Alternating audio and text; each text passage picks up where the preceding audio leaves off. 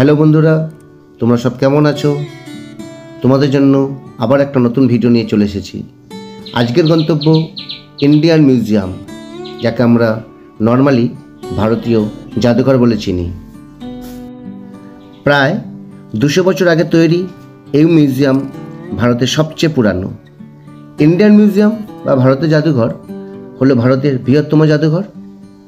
এখানে আছে প্রাচীন জিনিসপত্র, বর্ম, অলঙ্কার, জীবাশ্ম, কঙ্কাল, মমি এবং মুঘল চিত্রকলা বিরল সংগ্রহ। 1814 সালে ব্রিটিশ ভারতের রাজধানী কলকাতায় এশিয়াটিক সোসাইটি অফ বেঙ্গল প্রতিষ্ঠা করে। জাদুঘরের প্রতিষ্ঠার পাশাপাশি ভারতে জাদুঘর আন্দোলন শুরু হয় ও তারপর থেকে বছর পর বছর ধরে এটি একটি নতুন গতি লাভ করে। তখন থেকে এটি এত দুর্দান্তভাবে বিকশিত হয়েছে। এর প্রতিষ্ঠাতা কিউরেটর ছিলেন ড্যানিশ উদ্ভিদবিদ নাথানিয়েল ওয়ালিস। কলকাতা ঘুরবো আর জাদুঘর দেখবো না, এটা হতে পারে না। তাই আমাদের কলকাতা সিরিজে প্রথমে জাদুঘরকে রেখেছি, তারপর কলকাতার বিভিন্ন জায়গা ঘোরার ভিডিও পরপর তোমাদের কাছে তুলে ধরবো। তাহলে জাদুঘরের টোটাল কোন ফ্লোরে কী কী আছে, কীভাবে দেখলে 3-4 ঘন্টায় সম্পূর্ণ জাদুঘর সুন্দরভাবে ঘুরে ফেলতে পারো, আর পাশাপাশি এখানে কীভাবে সহজে আসতে পারো, সমস্ত তথ্য থাকবে আজকের এই ভিডিওতে। তাহলে স্কিপ না করে দেখতে থাকো সম্পূর্ণ ভিডিওটা। আর যারা এখনও আমাদের চ্যানেলে নতুন, তারা অবশ্যই চ্যানেলটা সাবস্ক্রাইব করে নাও এবং পাশে থাকা বেল বাটন ক্লিক করে দাও, যাতে আমাদের ভিডিও সর্বপ্রথম তোমাদের কাছে পৌঁছে। প্রথমেই বলে রাখি কীভাবে আসবেন আপনারা এই জাদুঘরে। জাদুঘর আসার জন্য সবথেকে ভালো পথ মেট্রো। যে কোনো স্টেশন থেকে আপনারা মেট্রো ধরে চলে আসবেন nearest metro station park street. Nearest metro station হবে ঠিক এই পার্ক স্ট্রিট। পার্ক স্ট্রিটের 1 নম্বর গেট দিয়ে বাইরে বেরিয়ে ঠিক আপনার বেরুলেই উল্টো দিকে যে রাস্তাটা যাচ্ছে সেটাতে চলে যাবেন সামনে। যে 3 থেকে 4 মিনিটের হাঁটা পথ মেট্রো স্টেশন থেকে জাদুঘর পর্যন্ত। যারা নিজেদের গাড়িতে আসবেন তারা জেনে রাখবেন জাদুঘরের নিজস্ব কোনো পার্কিংয়ের ব্যবস্থা নেই। জাদুঘরের আশেপাশে কোনো এক জায়গায় গলিতে নিজেদেরই ব্যবস্থা করে নিতে হবে গাড়ি রাখার। তাই মেট্রোতে আসাই সবথেকে সুবিধাজনক এবং আরামদায়ক আমার বলে মনে হয়। আমি গাড়ি আছি ঠিক ভারতীয় সংগ্রহশালা অর্থাৎ ইন্ডিয়ান মিউজিয়ামের সামনে। আমরা ইন্ডিয়ান মিউজিয়ামে গেটে ঢুকবো, টিকিট কাটবো এবং কত করে টিকিট সমস্ত কিছু ডিটেলস আজকে থাকবে আজকে ভিডিওতে। তাহলে চলো ভেতরে ঢোকা যাক এবং কোথায় কীভাবে তোমরা টিকিট কাটবে, কোথায় ব্যাগ জমা দেবে বা ছবি তুলতে গেলে বা ভিডিও করতে গেলে কী কী প্রসেসিং রয়েছে সমস্ত কিছু কিন্তু আজ তোমাদের জানাবো। তাহলে চলো ঠিক টিকিট কাউন্টারের দিকে যাওয়া যাক। জাদুঘরে যারা ঘুরতে আসবেন প্রথমে জেনে রাখবেন 3 রকমভাবে টিকিট কাটা যায়। অ্যাডাল্ট প্রাপ্তবয়স্কদের জন্য টিকিট মূল্য 75 টাকা।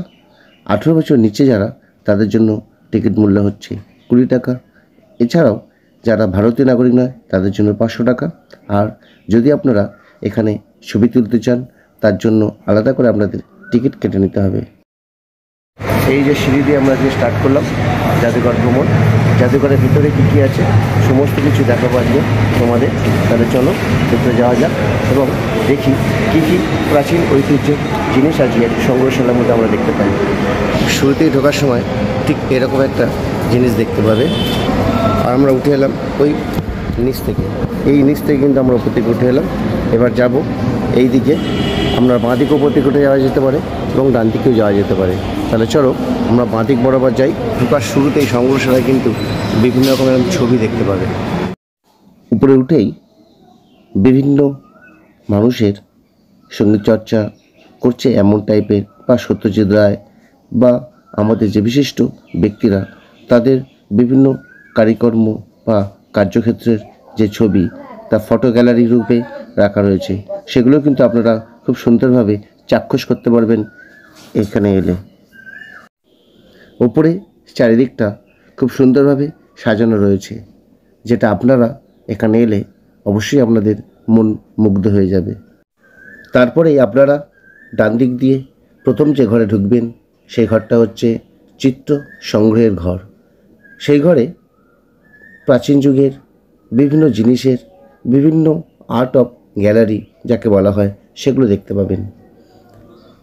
বিভিন্ন রকমভাবে জীবাশ্ম কীভাবে তৈরি হতো, কীভাবে জীবাশ্মে বিভিন্ন জিনিসের ছবি ফুটে ওঠে সেগুলো দেখতে পাবেন। আর বিখ্যাত মনীষীদের ছবি বা সেকালের যেসব ছবিগুলো সেগুলো এখানে সুন্দরভাবে রাখা রয়েছে। সামনে আপনারা লোকমাতা রানী রাসমণির 232তম জন্মবার্ষিকীতে তার পেন্টিং দেখতে পাবেন। 2019 সালে যে পেন্টিংটা চিত্রায়ন হয়েছিল সেটা কিন্তু আপনারা সংগ্রহশালায় সংগৃহীত রয়েছে দেখতে পাবেন। এছাড়াও পুরানো প্রাচীন যেসব লিপিগুলো সেগুলোও কিন্তু এখানে চিত্রকারে সংগ্রহ রয়েছে, সেগুলোও আপনারা দেখতে পাবেন।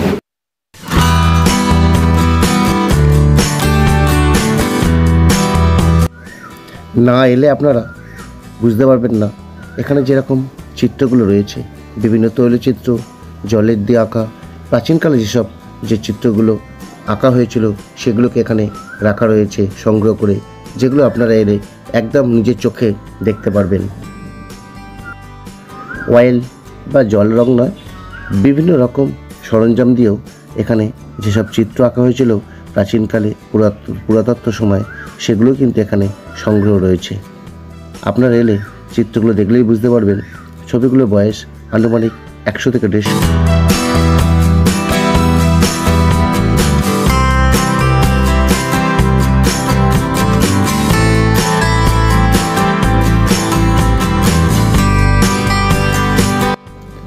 এমন কিছু চিত্র আপনারা এখানে এলে দেখবেন যেগুলো দেখলে আপনাদের মন মুগ্ধ হয়ে যাবে।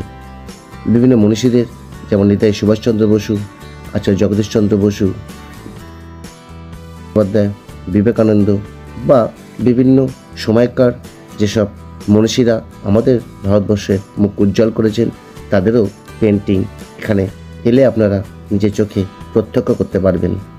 ইন্দো পার্সিয়ান চিত্রকলা, মুঘল যুগের যেসব চিত্রকলা বা চন্দ্রগুপ্ত মৌর্য বা গুপ্তযুগ, হর্ষবর্ধন, গুপ্তাব্দ বিভিন্ন সময়কার যেসব পেন্টিং সেগুলো কিন্তু এখানে সুন্দর করে সাজিয়ে রাখা হয়েছে, যেগুলো আপনারা এলে নিজের চোখে দেখতে পাবেন। এক অন্য অনুভূতি আপনাদের মধ্যে জেগে উঠবে, ইতিহাস ছুঁয়ে দেখতে পারবেন সেই সময়কার ইতিহাস, যে সময়গুলো আমরা প্রাচীন যুগে ভাবতাম প্রাচীন যুগে ছিল। বিভিন্ন গ্রামীণ ঐতিহ্য, গ্রামীণ যে সকল অনুষ্ঠান উৎসব তারও চিত্র এখানে এলে দেখতে পাবেন। চড়ক থেকে শুরু করে দুর্গাপূজা, লক্ষ্মী পূজা, বিভিন্ন রকম সেই সময়কার বা মুদ্রারও বেশ কিছু প্রতিচ্ছবি আপনারা এলে দেখতে পাবেন। বা তানসেন সঙ্গীতরত অবস্থায় বা আকবরের সময় তার যেভাবে তারা গান শুনতেন সেই সময়কার যেসব চিত্র সেগুলো কিন্তু এখানে, এবং সেই সময়কার লিপিও এখানে রাখা রয়েছে, যেগুলো এলে আপনারা কিন্তু খুব সুন্দরভাবে সেগুলো দেখবেন এবং সেই সময়কার ইতিহাসকে ছুঁয়ে দেখার একটা আলাদা অনুভূতি আপনাদের মনে আসবেই।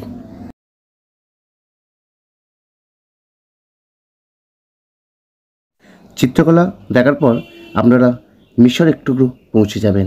ইজিপ্ট থেকে শুরু করে বুদ্ধ থেকে শুরু করে তখনকার সময়ের যে সকল প্রাণী বা বর্তমানে যে সকল প্রাণী বা এখনকার যে বিবর্তনের ইতিহাস, কিভাবে পরিবেশ এক সময় থেকে আর এক সময় বিবর্তিত হয়েছে এবং তার সাথে সাথে আমাদের যে সকল উদ্ভিদ, ফিশ, তার যে অংশ বা তখনকার সময়কার যেসব মাছ ওষুধ দিয়ে রাখা রয়েছে এখানে, সেগুলোও কিন্তু দেখতে পাবেন।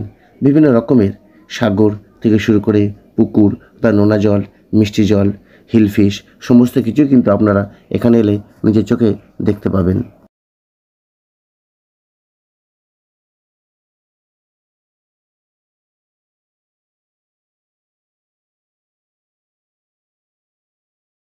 আমি এখন দাঁড়িয়ে রয়েছি ঠিক বিভিন্ন রকম ফিশ বা মাছের যে রুমটা রয়েছে সেখানে। আমার ঠিক চারিদিকে বিভিন্ন রকম হিল ফিশ বা ফুড বা এলমোর বিভিন্ন রকম মাছের যে অংশগুলো বা মৃতদেহগুলো রাখা রয়েছে তার রুমটাতে রয়েছে। ঠিক ঘুরে চারদিকটা দেখতে পাচ্ছ।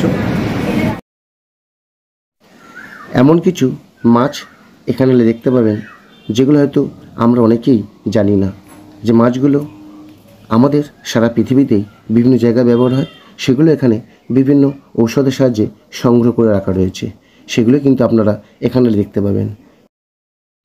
মাছের পাশাপাশি বিভিন্ন রকম সাপ, অর্থাৎ সাপজাতীয় যে সকল প্রাণী, তাদেরও আপনারা এখানে কাঁচের মধ্যে ওষুধের সাহায্যে রয়েছে, সেগুলোও আপনারা কিন্তু একদম দেখবেন এখানে এলে। এরপরে আপনারা যে রুমটি ভিজিট করবেন সেটা হলো বস্ত্রবয়ন শিল্প। বিভিন্ন সময়কার যেসব তাঁত শিল্প, মৃৎশিল্প বা তখনকার হাতে তৈরি করা যে সকল শাড়ি, প্রাচীনকালে যে সকল শাড়ি ব্যবহার হতো, কাঁথা স্টিচ থেকে শুরু করে বিভিন্ন রকম হরেক রকমের যত রকমের আপনার শাড়ি বা সুতোর কাজ করা বুনন আমাদের ভারতবর্ষ সহ বিভিন্ন পৃথিবীতে প্রচলিত রয়েছে, সেগুলোও কিন্তু আপনারা এখানে এলে একবারে নিজের চোখে দেখবেন। আর একটা আলাদা অনুভূতি হবে যখন দেখবেন মুঘল আমল বা গুপ্ত আমল বা হর্ষবর্ধন, শশাঙ্ক বা প্রাচীন ভারতে ইংরেজদের সময় আমাদের যে সকল ঐতিহ্য, আমাদের যে সকল শাড়ি তখনকার সময় বুনন করা হতো বা রাজারা যে সকল জামাকাপড় পরতেন, সেগুলোও কিন্তু আপনারা এখানে এলে দেখতে পাবেন। অর্থাৎ ইতিহাসে একটা আলাদা সাক্ষী বহন করছে এখানে এলে। এছাড়াও বিভিন্ন রকম কারুকার্য, মন্দির বা ঘরের বিভিন্ন রকম নকশা কিভাবে সাজানো যেতে পারে বা তখনকার সময় প্রাচীনকালে রাজা মহারাজরা কিভাবে তারা তাদের ঘরের ভেতর সাজাতেন, তাও কিন্তু আপনারা এখানে এলে উপলব্ধি করতে পারবেন। একটা সুন্দর ব্যালকনি দেখা যাচ্ছে, দেখুন এইভাবে কিন্তু রাজা মহারাজারা তাদের ব্যালকনি বা তারা তাদের যে সুরাপান করার সময় তাদের যে জায়গাগুলো কিভাবে তৈরি করতেন, সকল কিছুই কিন্তু আপনারা এখানে দেখবেন। যুদ্ধের সময় ব্যবহার করা ঢাল, অস্ত্র, তলোয়ার, কত কিছু এখানে এলে আপনারা দেখবেন। এত কিছু নাম হয়তো আমি আপনাকে বলে উঠতে পারছি না। বাংলার আরেকটি ঐতিহ্য কৃষ্ণ, অর্থাৎ গোপাল পুজো। শুধু বাংলা বলা ভুল হবে, সারা ভারতবর্ষ সহ সারা পৃথিবীর সমস্ত জায়গাতেই শ্রীকৃষ্ণকে আমরা দেখতে পাই।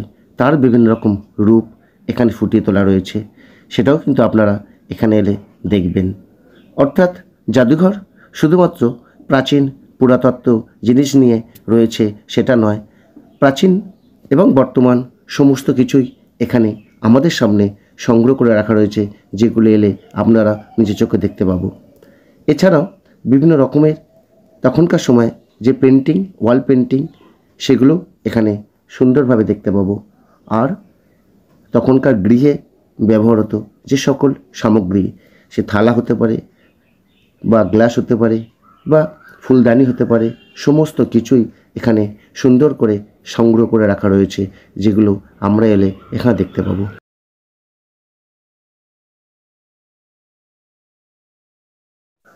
সমস্ত কিছুর নাম হয়তো আপনাদের সামনে বলা সম্ভব হয়ে উঠছে না। আপনারা অবশ্যই একটা দিন ঘুরে যান কলকাতা জাদুঘর। খুব সুন্দরভাবে আপনাদের ইতিহাসের সাক্ষী হয়ে থাকতে পারবেন এই জাদুঘর ঘুরতে এলে। প্রাচীন পুরাতত্ত্বর সাথে সাথে বর্তমানেও আপনারা সাক্ষী হয়ে থাকবেন। আর ছোটদের তো বাড়ির খুদেদের খুব মজার হবে, মজা লাগবে এই জাদুঘর ঘুরতে এলে। এক কথায় অনবদ্য। জাদুঘরের ওপর থেকে চারিদিকটা দেখুন, কি অসম, কি সুন্দর লাগছে। জাদুঘর ঘুরতে ঘুরতে জাদুঘরের বারান্দায় বিভিন্ন রকম ইতিহাস রয়েছে, সেগুলো কিন্তু দেখবেন। এখন আমরা প্রবেশ করলাম যে রুমটাতে, বিবর্তনের ইতিহাস দেখতে পাবেন। কিভাবে উষ্ণতা পরিবর্তন হচ্ছে, তাপমাত্রা পরিবর্তন হচ্ছে, পৃথিবী আজকের দিনে দাঁড়িয়ে কোন জায়গা থেকে কোন জায়গায় চলে যাচ্ছে। টোটাল রুমটা যদি আপনারা ঘুরে দেখেন, এগুলো দেখতে পাবেন। এবারে চলে আসি, চলুন স্কেলিটন। এই রুমে জাদুঘরে প্রত্যেকটা ঘরেই আপনারা কিন্তু বিভিন্ন প্রাণীর অস্থি দেখতে পাবেন। ডাইনোসরস থেকে ঘোড়া, হাতি, ইন্ডিয়ান এলিফ্যান্ট থেকে শুরু করে অনেক অনেক প্রাণী, নাম জানা অজানা বহু প্রাণীর সব ওষুধের সাহায্যে রেখে দেওয়া রয়েছে এই ঘরের, কাঁচের ঘরের ভিতরে। আপনারা আসলে নিজের চোখে চাক্ষুষ করতে পারবেন।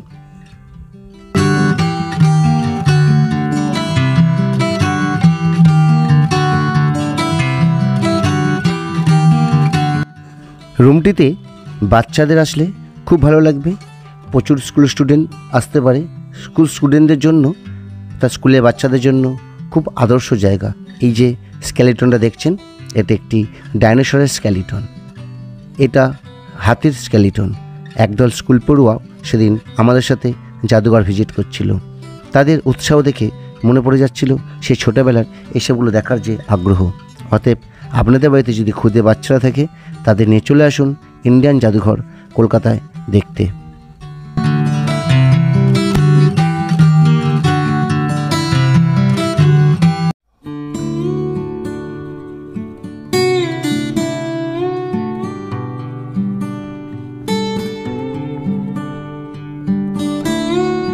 Bear,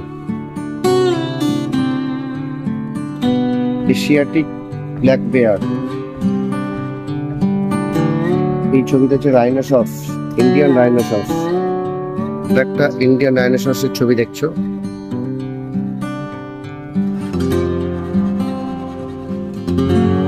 Indian elephant.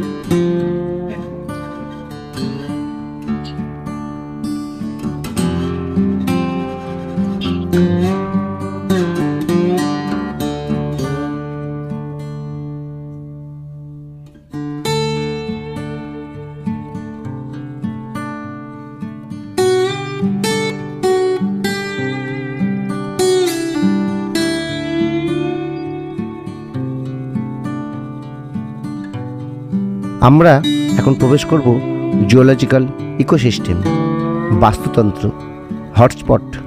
অর্থাৎ এই জিনিসগুলোর সাথে আমরা সবাই হয়তো খুব পরিচিত নই।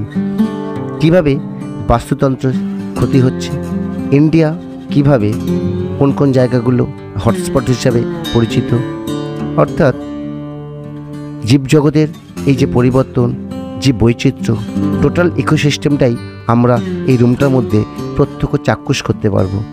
অতএব আপনারা যদি একদিন জাদুঘর ঘুরতে আসেন, শুধু প্রাচীন মানুষের কঙ্কাল বা মাটির তলায় প্রত্নতাত্ত্বিক জিনিস বা স্কেলিটন নয়, পৃথিবীর বিবর্তন নয়, তার সঙ্গে আরও অনেক কিছু, এই যেমন জীববৈচিত্র্যও আপনারা কিন্তু এগুলো দেখতে পাবেন এই জাদুঘরে এসে। আশা করি আমাদের এই জাদুঘর পর্ব আপনাদের খুবই ভালো লাগবে। তাহলে একটা বড় করে লাইক এবং শেয়ার করতে কিন্তু ভুলবে না বন্ধুগণ। এখানেও একটি গোলক ধাঁধার মতো অংশ দেখতে পাবেন, সেটাও কিন্তু আপনারা ঘুরে দেখতে পারেন এই জাদুঘরে এসে।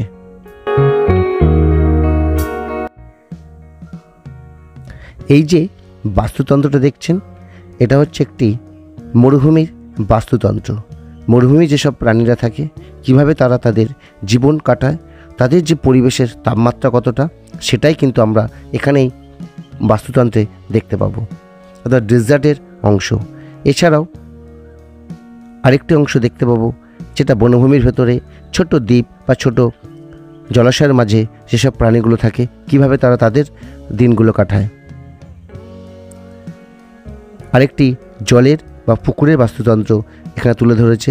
বিভিন্ন প্রাণী, সাপ, বক, মাছরাঙা পাখি, আরও কিছু রয়েছে ভিতরে, যেগুলো এলে কিন্তু আপনারা খুব সুন্দরভাবে দেখতে পাবেন। এবারে আমরা জাদুঘরে যে অংশটি প্রবেশ করব, সেখানে বিভিন্ন রকম মশলা থেকে আরও অন্যান্য বিভিন্ন দ্রব্য দেখতে পাবো। জিরে, হলুদ থেকে শুরু করে আরও অনেক রকম যেসব মশলাগুলো, সেগুলো সবই এখানে সংরক্ষণ করে রাখা রয়েছে।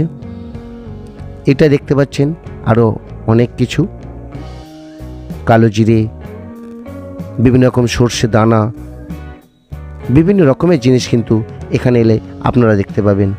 হয়তো আমরা অনেক কিছুই হয়তো আপনাদের নাম বলতে পারছি না, ভিডিওতে দেখতে পাচ্ছেন, সেগুলো এলে এগুলো কিন্তু আপনারা দেখতে পাবেন।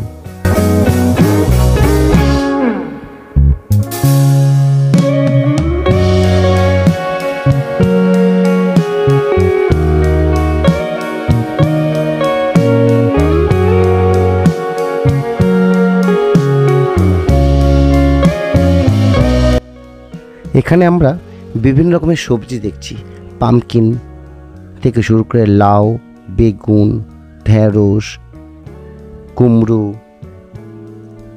বরবটি, আরও অনেক কিছু, কলা, বিভিন্ন রকম যে আমাদের ভারতবর্ষ সহ সারা পৃথিবীর যত রকম সবজি সহ। এরপরে বিভিন্ন রকম সিডস সংরক্ষণ করে রাখা রয়েছে। তার সাথে বিভিন্ন রকম তেলও আমরা এখানে দেখতে পাবো। সর্ষের তেল থেকে শুরু করে আরও অনেক কিছু, সে সিডস থেকে যে তেলগুলো বেরোয় সব কিছু কিন্তু আমরা এখানে এলে চাক্ষুষ প্রত্যক্ষ করতে পারবো। দেখুন এখানে কত রকমের ডাঁটা দেখা যাচ্ছে, যেগুলো আমরা হয়তো বাস্তব জীবনে খেয়ে অভ্যস্ত বা খেয়ে থাকি। ফল শাকসবজি সম্বন্ধে একটা অংশ এই রুমটারই সঙ্গে রয়েছে। মশলার সাথে সাথে এগুলোও আপনার এখানে এলে দেখতে পাবো।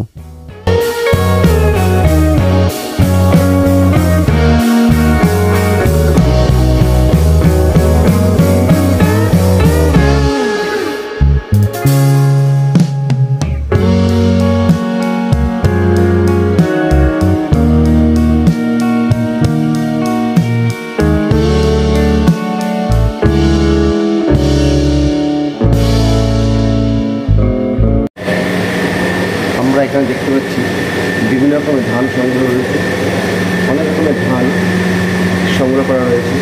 এছাড়াও এই পাশেও তাই বিভিন্ন রকম যে কত রকমের ধান হতে পারে তার সংগ্রহ দেখতে পাচ্ছি আমরা। খাদ্যশস্যের মধ্যে পড়ে যেহেতু ধান ছাড়াও আমরা মটর, ধান, বিভিন্ন রকম জিনিস কিন্তু এখানে সংগ্রহ দেখতে পাবো। খাদ্যদ্রব্য, আম, এদিকে পাম্পকিন দেখলাম, আরও নানান রকম সর্ষে থেকে শুরু করে মশলা দ্রব্য এখানে এসে কিন্তু আমরা সেগুলো দেখতে পাবো। এই রুমে ঠিক এই সদস্যের মধ্যে বিভিন্ন রকমের শাকসবজি দেখতে পাওয়া যাচ্ছে। দেখুন ঠিক ধান দেখে আসার পরে, খাদ্যশস্য দেখার পরে আমরা ঠিক পাশে যখন এলাম, ঠিক এখানে আমরা দেখতে পাবো বিভিন্ন রকম ভেষজ দ্রব্য, কেতুরি, হলদি থেকে শুরু করে বিভিন্ন রকমের যেসব ভেষজ দ্রব্য যেখান থেকে আমাদের বিভিন্ন রকমের ওষুধ তৈরি হয়, তাই কিন্তু আমরা এখানে দেখতে পাবো। ঠিক এই জায়গাতে বিভিন্ন রকমের ওষুধি দ্রব্য, সর্বগন্ধা, বাসক থেকে শুরু করে বিভিন্ন জিনিস দেখতে পাওয়া যায়। এই যে রয়েছে দেখতে পাচ্ছেন, এইদিকেও রয়েছে এবং এদিকেও দেখতে পাচ্ছি। যেসব ভেষজ থেকে ঔষধি পাওয়া যায় তারও আরেকটু কিছু সংগ্রহ আমরা এখানে তার পাশে এসে দেখতে পাচ্ছি। এই যে সারিবদ্ধভাবে শিশিতে রয়েছে দেখুন। আপনারা কিন্তু এই ইন্ডিয়ান মিউজিয়ামে এলে প্রচুর জিনিস যেটা প্রাচীন যুগ শুধু নয় বর্তমানে ব্যবহার করা হয় সেগুলো কিন্তু এখানে সংগ্রহ করে রাখা হয়েছে, সেগুলো দেখতে পাবেন। এই পেছন দিকে রয়েছে উদ্ভিজ তন্তু, অর্থাৎ বিভিন্ন রকমের বাণিজ্যিক তন্তু বা শলভ গাছের যে তন্তু বা জিরাডিনিয়া তন্তু, যেগুলো তন্তু থেকে দেখতে পাবেন। তুলো থেকে শুরু করে পাট, বিভিন্ন রকম যেগুলো তো আমরা জানি না, সেগুলো কিন্তু এখানে এলে আপনারা কিন্তু দেখতে পারবেন এবং তার জ্ঞান মানুষের সংগ্রহ থেকে জিনিস জানতে পারবেন। পাটের তৈরি একটা প্রতিমা দেখুন, পাট দিয়েও একটা প্রতিমা তৈরি করা যায় মা দুর্গার, সেটাই কিন্তু আমরা এখানে দেখতে পাচ্ছি। অংশটাতে এসে আপনারা কিন্তু বিভিন্ন রকম তেল দেখতে পাবেন, সর্ষের তেল থেকে শুরু করে ঔষধি তেল বা কুজুর তেল, জেরানিয়াম তেল, চন্দন তেল, বিভিন্ন রকমের তেল কিন্তু আমার ঠিক চারপাশে গাছে শোকেসগুলোতে শিশির করে রাখা রয়েছে।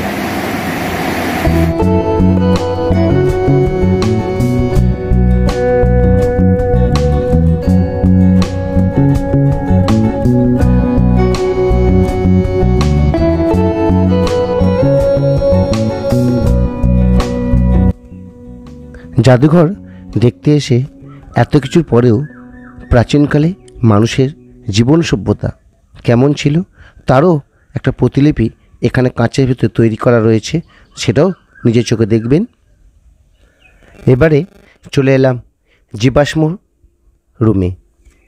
চারিদিকে কাঁচের ভেতরে বহু প্রাণীর শুধু জীবাশ্ম ছড়িয়ে ছিটিয়ে রয়েছে।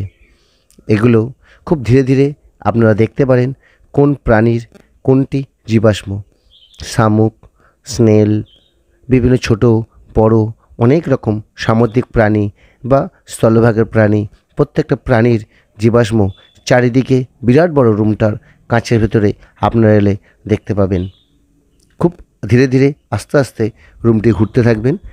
বিভিন্ন যুগের জীবাশ্ম, কোনোটা 36 কোটি বছর আগে, কোনোটা 30 কোটি বছর আগে, 2.74 কোটি বছর আগে, সবই কিন্তু দেখবেন এবং নিচে তাদের সুন্দর করে নাম লেখা রয়েছে কোনটা কিসের জীবাশ্ম। শেষ মাথা থেকে এই পর্যন্ত সমস্ত জায়গায় কিন্তু আপনারা বিভিন্ন রকম জীবাশ্ম, বিভিন্ন যুগের জীবাশ্ম ফসিলস গুলো দেখতে পাবেন। কিছু আছে কার্বনিয়াস যুগ, কিছু হচ্ছে ডিভোনিয়ান যুগ, বা অর্বনিয়ার যুগ, বিভিন্ন যুগের কিন্তু ফসিলস এই রুমগুলো এলে আপনারা দেখতে পাবেন। আমার চারপাশে প্রত্যেকটা যে শোকেসে এই জীবাশ্মগুলো রয়েছে এবং খুব সূক্ষ্ম জীবাশ্ম, খুব ছোট ছোট জীবাশ্ম রয়েছে যেগুলো খুব রেয়ার বা নিষ্পাপ্য, সেগুলো কিন্তু আপনারা এলে এই ইন্ডিয়ান মিউজিয়াম ভারতীয় জাদুঘরে দেখতে পাবেন। এখন আমরা যে রুমটা ভিজিট করছি, বিভিন্ন মনীষীদের ছবি দিয়ে লকেট তৈরি করে এই বাক্স বা এই যে দ্রব্যগুলো তৈরি করে রাখা রয়েছে। আর বিভিন্ন সময়কার যেসব ছবি পটচিত্রের মাধ্যমে আমাদের কাছে তুলে ধরেছে। আপনারা এই রুমটাতেও ঘুরতে পারেন জাদুঘরে এলে। 3-4 ঘন্টা জন্য একদিন ঘুরতে চাইছেন তো আমি আপনাদের সাজেস্ট করব চলে আসুন কলকাতা মিউজিয়াম। কলকাতা মিউজিয়ামে সেরা একটি জায়গা 4-5 ঘন্টা থেকে অতীত থেকে বর্তমান সমস্ত কিছু দেখার জন্য। এই রুমের পাশাপাশি আপনারা বিভিন্ন সময়কার মুদ্রা রুমও দেখতে পাবেন। এই যে পেন্টিংটা দেখছেন, প্রাচীনকালের বিভিন্ন রকম পেন্টিং আমাদের কাছে তুলে ধরেছে। যারা এই পেন্টিং নিয়ে পড়াশোনা করতে চাইছেন তাদের কাছেও একটি আদর্শ জায়গা হবে এই জাদুঘর। মুঘল আমল, গুপ্ত আমল বা হর্ষবর্ধনের যুগ, বিভিন্ন সময়কার সেই রাজরাজাদের ছবিও এখানে এলে আপনারা দেখতে পাবেন এবং ক্যামেরাবন্দি করে সুন্দর একটা স্মৃতি নিয়ে বাড়ি ফিরে যেতে পারবেন সুন্দর একটা বিকালে। আর জাদুঘরের পাশাপাশি তার পাশেই কিন্তু আপনারা ভিক্টোরিয়া বা বিড়লা প্ল্যানেটোরিয়ামও দেখে নিতে পারবেন। তারও ভিডিও আপনাদের কাছে খুব তাড়াতাড়ি চলে আসবে।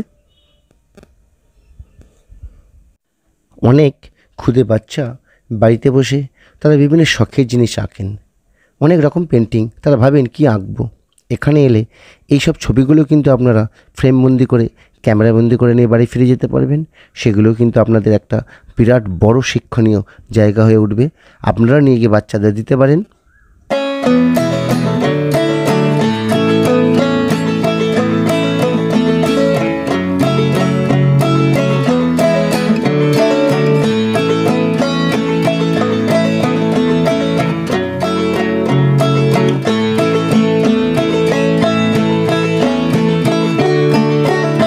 আশা করি আমাদের অবশ্যই ভালো লেগেছে।